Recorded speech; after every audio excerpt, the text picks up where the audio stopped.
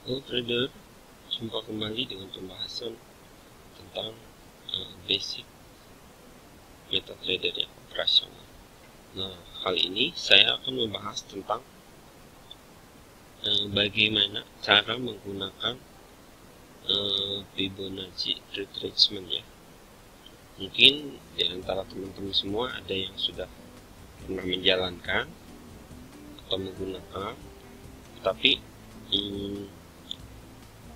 yang saya aplikasikan di sini mungkin sedikit berbeda dengan pemahaman teman-teman semua. Jadi saya mengklasifikasikan biasanya ya. Contohnya adalah seperti ini. Saya akan mengimplementasikan penggunaan Fibonacci harian di time frame 1 jam ya, sekarang 1 jam. Contohnya adalah seperti ini. Kita ke menu insert, kemudian Fibonacci, lalu retracement. Nah, di sini mengklasifikasikannya adalah pertama kita harus memastikan. Contoh, misal kita akan menganalisa untuk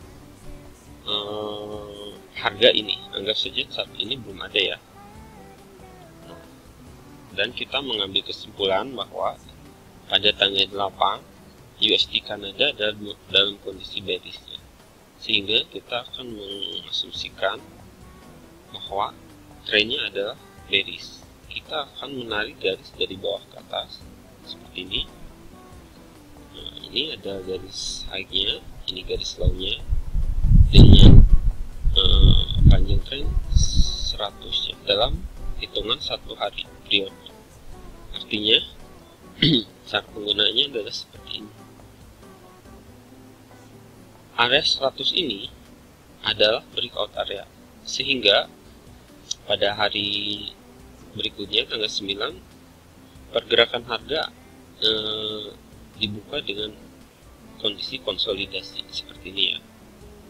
Artinya untuk meneruskan ke penurunan yang lebih lanjut seperti ini, di bawah level 100 adalah level 161,8 ya. Tapi dengan syarat untuk melakukan penurunan biasanya harga akan mengambil retrace atau harga pantulan di kisaran 61.8, 50.0 atau 38.2. Selebihnya adalah di atas level 23.6 itu adalah reversal sudah masuknya, sehingga ini bisa kita kategorikan seandainya misalkan kita memasang counter trend ya, dengan strategi konservatif adalah memasang sell limit di sini, sell limit di sini, sell limit di sini. Artinya sell limit tersebut memiliki risiko sampai ke 23.6 maksimal seperti itu. Yang mana ketika itu gagal dan kembali ke level 0, artinya trend bearish pada tanggal 8 ini sudah gagal dan harga tidak dapat meneruskan perlemahan ke 1.16, 1.8 ya. Nah, seperti itu. Di sini apakah perhitungan ini masih berlaku? Jawabannya masih. Kenapa? Karena di sini belum ada breakout. Artinya di sini belum ada breakout untuk pelanjutan tren naik ataupun pelanjutan tren turun, sehingga rangingnya ada di level 100. Nah, di sini sekarang harga sedang mencoba untuk turun, menguji kembali ke tren bearishnya. Tapi artinya kalau harga pada hari ini diperdagangkan di atas level 0 ini, kemudian kemungkinan besar adalah tren sudah reversal seperti itu. karena di sini harga gagal retest, sehingga tren turunnya itu di break kembali, dan harga saat ini berada di posisi tertinggi pada tanggal 8, seperti itu ya. Oke. Artinya strategi apa yang dapat kita lakukan adalah bila kita ingin mengambil kesimpulan bahwa kemungkinan besar ini harga masih akan turun, kita hanya dapat mengambil posisi di sini buy stop dengan harapan breakout level 100 dan meneruskan penurunan ke 161.8, seperti itu. Kemudian untuk buy pun kita masih belum bisa melakukan buy karena kita harus menunggu penutupan candle tanggal 10 ini ya. Artinya kalau misalkan candle tanggal 10 ini ditutup bullish, maka perhitungan Fibonacci tanggal 8 itu sudah expired. Kita harus menghitung perhitungan kembali di tanggal 10 ya. Jadi seperti itu.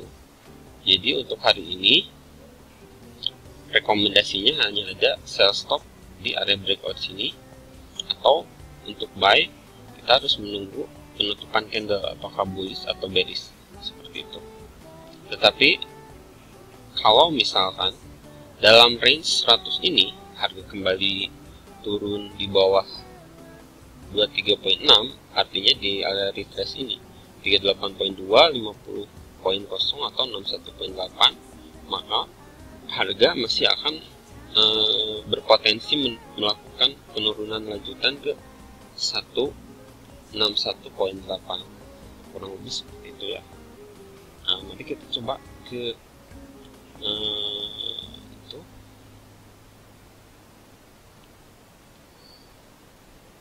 Kita coba di instrumen lain ya.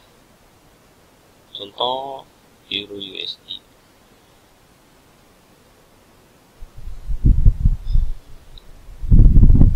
Kita remove dulu indikatornya biar viewer mengerti. Kurang lebih seperti ini. Ini untuk Euro USD ya. Bagaimana kalau kita menggunakan Fibonacci dengan proyeksi yang lebih tinggi? Contoh, kita menggunakan time frame H4 ya. Oke, H4. Artinya kita akan menghitung Fibonacci tersebut di periode mingguan ya, mingguan. Kalau tadi kan satu hari, kita menghitungnya ini adalah mingguan. Kita lihat dulu kondisi candlenya pada tanggal 1 itu. Ini menurut teman-teman itu kondisinya apa? Whipsaw, bullish atau bearish? Kalau bisa kita lihat di sini ya, kita munculkan data candle terendah adalah 1.11844, candle tertinggi adalah 1.13021. Artinya di sini range-nya kurang lebih sama ya. Oke, berarti ini kondisinya sideways, sehingga kita akan mengambil projection di minggu sebelumnya. Contoh seperti ini ya. Ini terendah, ini tertinggi. Karena penutupannya di sini, artinya ini bullish. Kemudian ini pembukaan, penutupan. Ini masih bullish, tetapi dengan range yang cukup kecil. Kita akan asumsikan ini ada bullish, berarti trennya adalah menarik garis dari candle tertinggi ke candle terendah seperti ini. Nah, ini adalah proyeksi yang kita ambil dari minggu sebelumnya. Ini minggu sebelumnya ya. Ini dalam 1 bulan. Jadi tanggal 1 minggu. Nah, seperti ini. Karena ini dikategorikan bullish, sehingga di minggu berikutnya juga ini kita bisa kita lihat menembus level 100 breakout ya. Dari level 100 ini berhasil menguji retest ke 161.8, tapi gagal di sini. Kemudian terkoreksi kembali turun ke level 61.8. Artinya harga berhasil mengambil retest area di sini. Sementara kenaikan sendiri ini kondisinya masih bullish ya kalau dari tren jangka panjang, karena kita mengambil kesimpulan dari sini dari harga ini.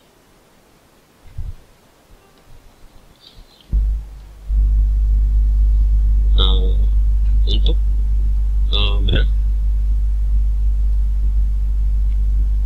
berarti prediksi Euro USD jangka panjang, kalau dia tetap bertahan di poin 61.8, maka akan menguji 2618 poin.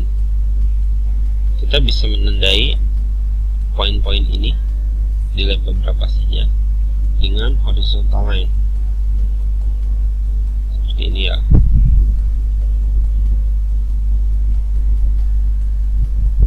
Nah, seperti ini.